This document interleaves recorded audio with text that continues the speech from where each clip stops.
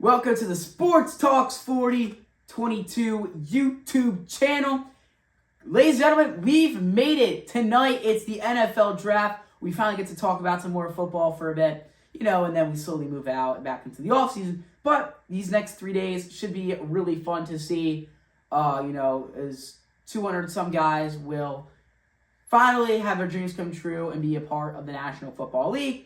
Tonight, it's the first round beginning at 8 o'clock. It's 6:47 right now as we speak. So, I'm going to give you guys my mock draft for tonight, who I've got, my thoughts on it, why I have them going there. And I think it should be a really fun night. I have trades and stuff going down as well in here in my mock draft. And so let's begin. So, with the first pick in the draft, obviously the Tennessee Titans are going to select Cam Ward here. I mean, there's no question. This guy's easily going one. Great quarterback out of the University of Miami this year. Had balled out all year. Had a chance at the Heisman. Was in the finals, but came out just short to Travis Hunter. The Titans, I thought maybe they were going to try to keep Will Levis or sign somebody new, but everything that's been going on the past 2 months, it looks they're going to move on from Will Levis and draft a guy. Maybe they were going to go out and get a veteran quarterback, maybe Aaron Rodgers, but they never ended up doing anything. So I think it's easily going to be Cam Ward here. Cam Ward is a great player, and it's obviously the number one overall pick. There's not really much to say. The second overall pick, the Cleveland Browns are going to select Travis Hunter, in my opinion. Corner/wide receiver. I think he's only going to play corner in the NFL because, first off, it's a longer season than college football. You're going from you're going to play 12 regular season games in college football, and then maybe a bowl game / playoff games. Compared to the NFL, you're playing at least 17. So you're automatically adding 5 more games, plus not even including the postseason. So you're not going to be able to play both corner and wide receiver. I'm sorry. The NFL is way better than college football in terms of talent, obviously. So I think they go Travis Hunter. I think he's going to be more of a corner. The Browns, could they go Adul Carter? Potentially, but they just gave Myles Garrett that ginormous paycheck. So I don't think that we're really going to see anything there. Browns take Travis Hunter. Third overall pick, the New York Giants select Adul Carter, edge rusher from Penn State. Very simple. The Giants, they've got a pretty solid O-line already, coming from Eagles fan. And I think they're going to try to add to it and get more depth and talent on that D-line. Because it wasn't a terrible defensive line last year. But, it wasn't anything crazy. And I think adding Adul Carter, who's a phenomenal player out of Penn State, is going to go into the Giants. The fourth overall pick, I see the New England Patriots selecting Will Campbell, the offensive tackle at LSU. This is Mike Vrabel's first year as a New England Patriots head coach. You either go Campbell or you go Mason Graham. I think either one, whoever they end up getting, they'll be very happy with. They need talent both on the offensive and defensive side of the football, but I think Will Campbell's a better fit for them personally. Great offensive tackle out of LSU. Had a phenomenal year this year. I think he's going to end up with the New England Patriots. Now, here's where my first trade.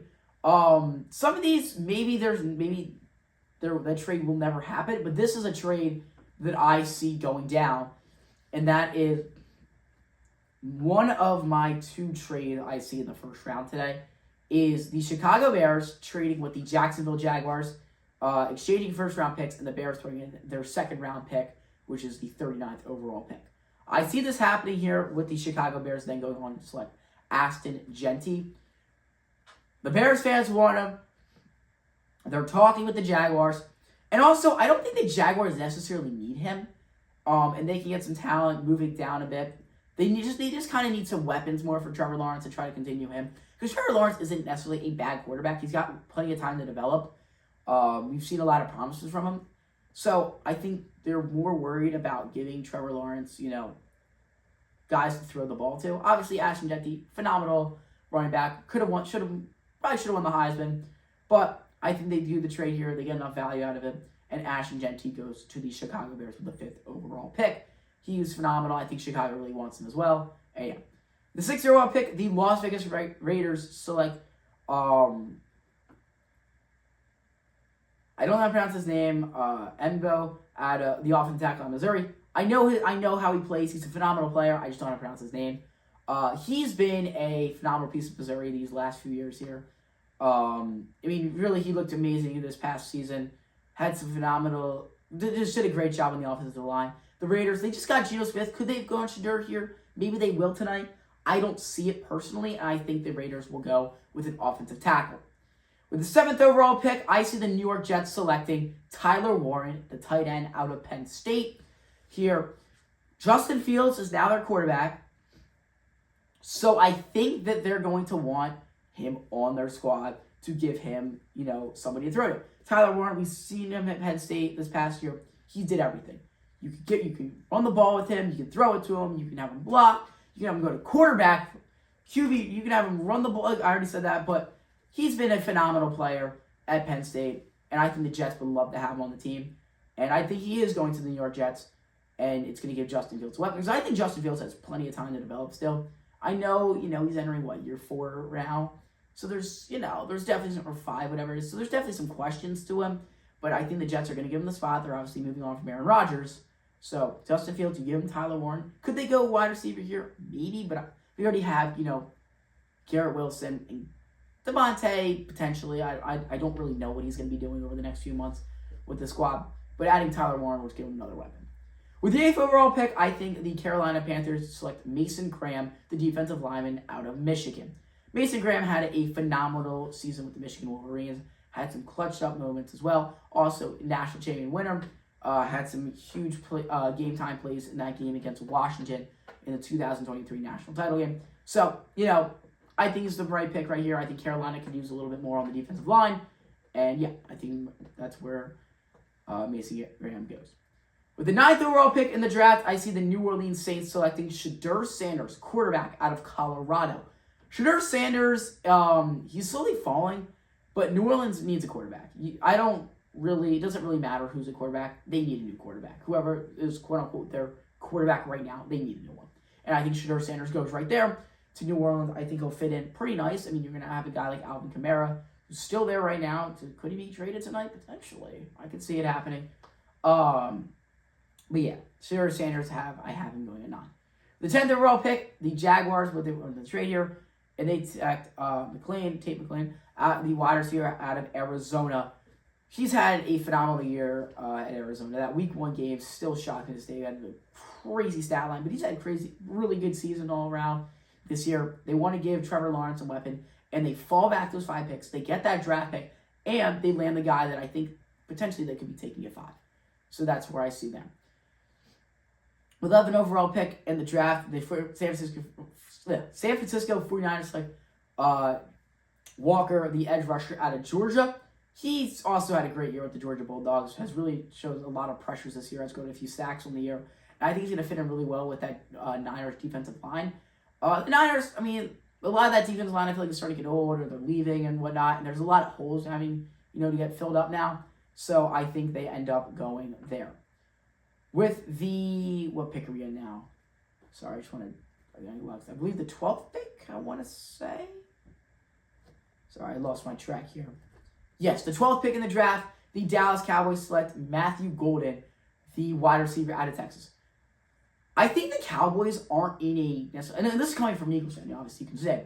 I don't think the Cowboys are in the worst spot right now, but I think they do need to give Dak Prescott another weapon. I've seen some things about going running back here, but I think there's plenty of running back in this draft.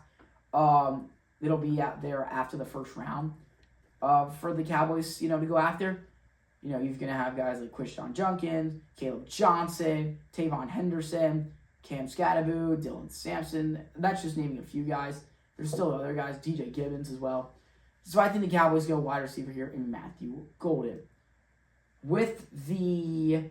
Where are we at here? The 13th overall pick in the draft, the Miami Dolphins are going to select,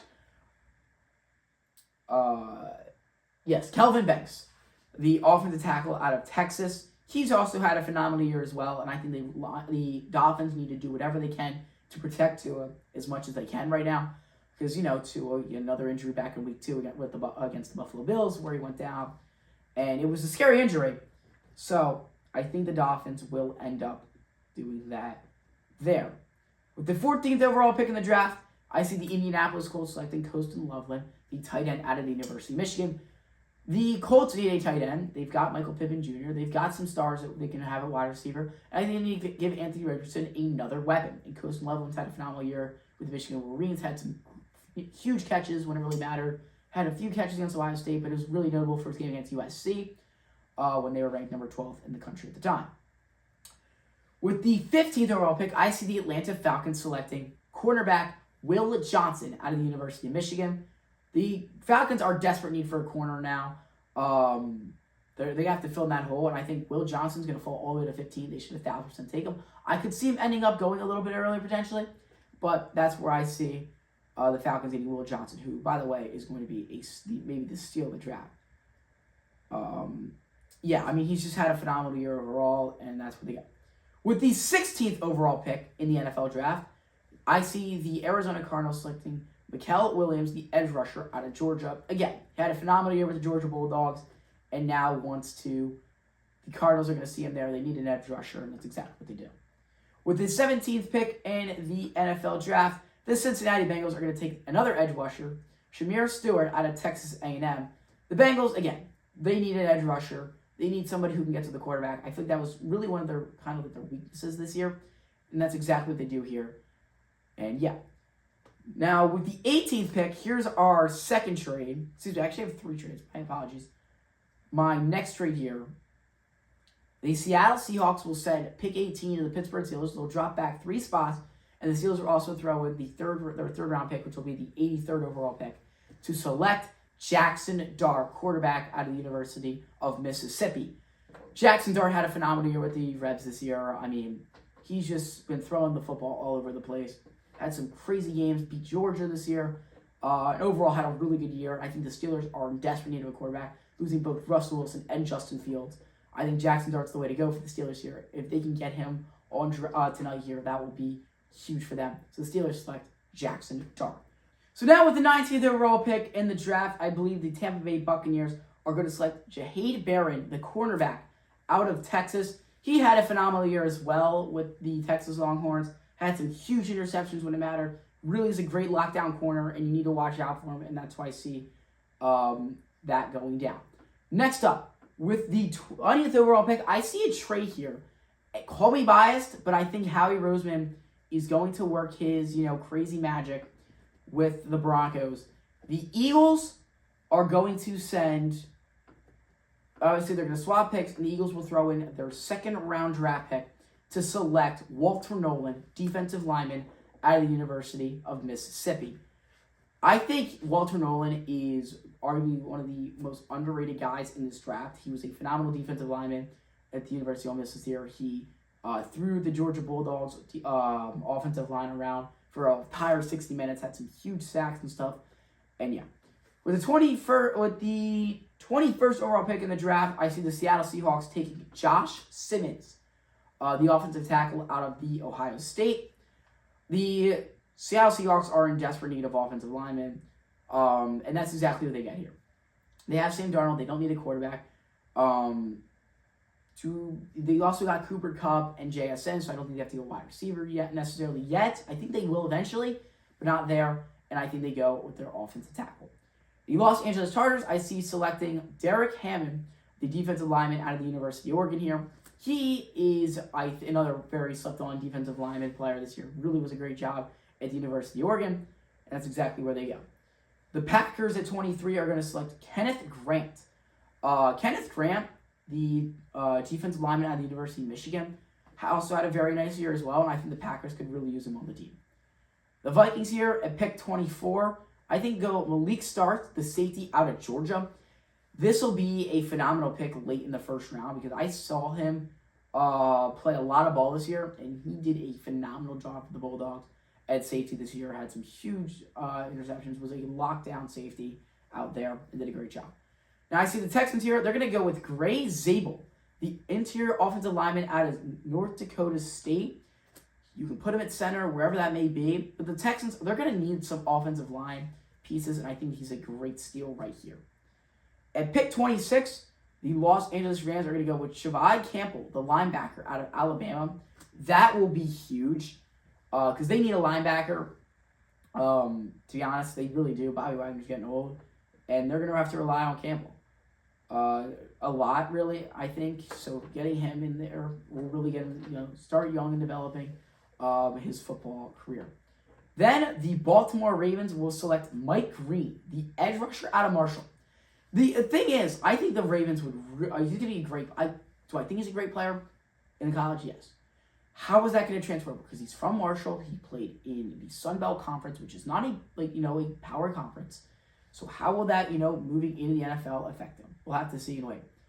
With the 28th overall pick, I see the Detroit Lions selecting Donovan Escribu. I don't know how to pronounce his last name. Phenomenal edge rusher from Boston College, though. Had a great year. The Lions, they need an edge rusher, and I think they get him right there. The Washington Commanders go with Amari Hampton, the running back out of North Carolina. Give Jaden Daniels in that offense some more firepower. Why not? Right? You have Terry McLaurin already. You have Jaden Daniels, and now you're going to throw in an explosive running back in Hampton. The Washington offense will really be clicking this year, if it wasn't already enough last year. And then pick 30, I see the Buffalo Bills going Emeka Egbuka, excuse me. I was really small. It's like the wide receiver out of Ohio State. He is going to scare the league. You're going to take him and Josh Allen, put them on the same side of the football. Watch out. Watch out, folks. Then I see the Kansas City Chiefs going interior lineman here in Tyler Booker from the University of Alabama. I think he's really going to be a good piece here. And then to wrap up the first round, the Denver Broncos are going to select Luther Burner, the wide receiver, for the University of Missouri to round out the first round. So that's my first round mock draft. That's what I see here, right? There's a lot of questions, obviously, we'll see here. I'm just going to quickly... We haven't seen any notifications yet about, have we gotten a trade? Nothing yet. There is nothing yet, folks, to my knowledge right now. We're still waiting on trades, if anything's going to happen. But right now, everything's the same. So, thank you all for tuning in to my mock draft. Enjoy the night. We'll see how things go. And see you later.